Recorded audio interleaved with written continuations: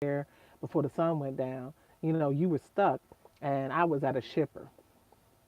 I was at a shipper, and when I got out of the shipper, sun was going down. Sun was like literally, it was like 6 o'clock.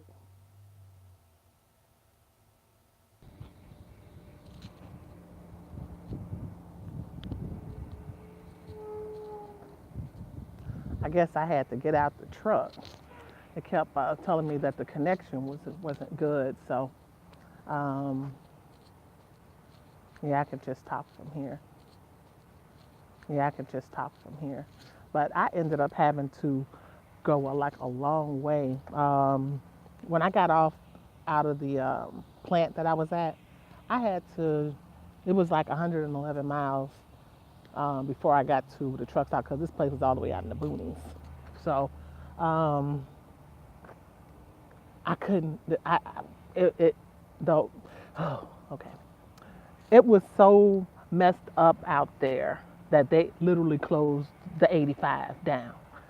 The street was no longer drivable at all. Um, it was one lane, pretty much from right past what is that? Raleigh, North Carolina, right outside of there, all the way down to South Carolina. You couldn't even get off, and I was like, I had picked up in Raleigh, right out, well, not 60 miles from Raleigh, and I could not pull over until I got past South Carolina because there was no place to go in. They had one lane of traffic for about 100 plus miles, and it was just crazy. It was really crazy. I don't know. I don't know. I had ran out of hours. I started panicking because I didn't have any hours left, and so um, I had flagged down. I flagged down one of the state troopers, and I had told him what was going on. I'm like, I ain't got no hours. I can't pull over. I don't know what to do. And he said, safe haven. So I learned that because I was told that we're supposed to manage our time. But I'm like, what happens in these instances when you do manage your time and you're still unable to, be able to park, or anything? Because he looked at my hours. He saw I had just had a nap. I napped while I was waiting to be loaded. That was 4 hours. So I was good. I wasn't like I was tired. So he just told me to keep on going. So that's what I did. I kept on going. And after I got out of that mess, the rest of the way was crazy. It rained all the way from South Carolina to Texas. I was in rain all the way through. And in that rain, I've watched about nine cars in front of me go out of control and into the ditches. I saw one truck tilt on its side, and every time I saw it, I was going slower and slower. And it was like surreal. It was like you were watching this stuff in slow motion. You see them flying past you, like shoom shoom, and you're like, okay, I'm doing 65, and they like rolling. I was like, okay, well, but if that's how you go, you go. And I saw them right down the ditch, about 40, 50 miles up the road on their side, on their belly. And I was like, see, that's what I'm talking about. And I think I mean, in North Carolina, I saw roughly like 30 cars. That's why they only had one lane. And then they had to end up closing the street because everybody was sliding out. The black ice was everywhere. 3 lanes. It was 3 lanes. And the first 2 lanes from the off ramp, you couldn't even get on because all of that was black ice. So we were really just driving on the left shoulder and the left lane. That's what was left because everything else was just iced up. You couldn't get off at a way station, a rest stop. I felt bad for the people who lived out there because there was nowhere for them to go except straight. So it was crazy. I saw a lot of accidents. Once got into Texas, that's where I saw a whole nother mirage of accidents. They were just, that morning rush hour was just crazy. They were just, I don't know, losing their minds. But I don't know. I just say in inclement weather, slow down. I'm never in no rush with nobody. I let them do whatever they're gonna do. Whatever you want to do, you do. Cause if I feel like it's too fast, cause I don't know. I guess I'm from Illinois, so I know inclement weather. I know what about the oil. When it first starts raining, and even depending on how much rain it gets, it pulls the oil up off the ground. So it leaves the road slick.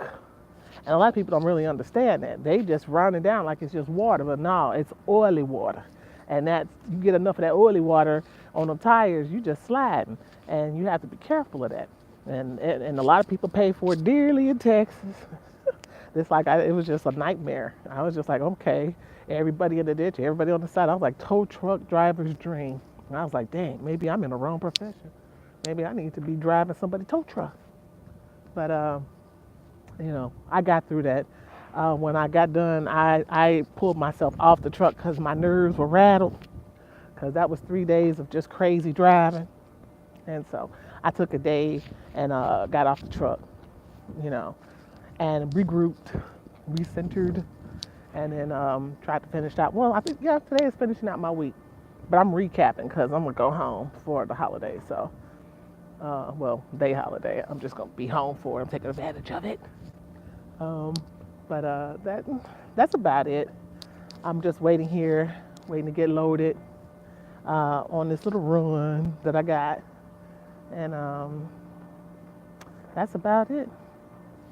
I should go and show y'all how to check your trailer, do a pre-pull out, pre-check. I could do that, but I gotta go get my my thing for my hair, because every time I do it, I end up with grease in my locks. So I got a bonnet that I wear on my hair for that. But I'll make a video about like pre inspections, because that's really important. I caught so many things just by doing them pre inspections. And I get it a lot. I hear about it a lot because they be like, women, we tend to bring the trucks in before they get stuck on the side of the road, before the tire bursts, whereas men will wait till the tire bursts. But I know, of course, like money-wise, I know it's smarter to do it that way because, like, I've had nails in my tires before that I probably could have rolled for the rest of the week on before it popped. Made some money, and then would have been able to pay for the tire then. I don't want to be stuck on the side of no road. I don't want to be stuck. I'd rather just keep rolling. So if I do my pre-pullouts and I see anything going on, yeah, then I take care of it. I take care of it. I mean, there's some of them I be tempted, especially when I get them. I don't know how. I believe somebody just sabotaged my truck because I don't see how I could have missed that.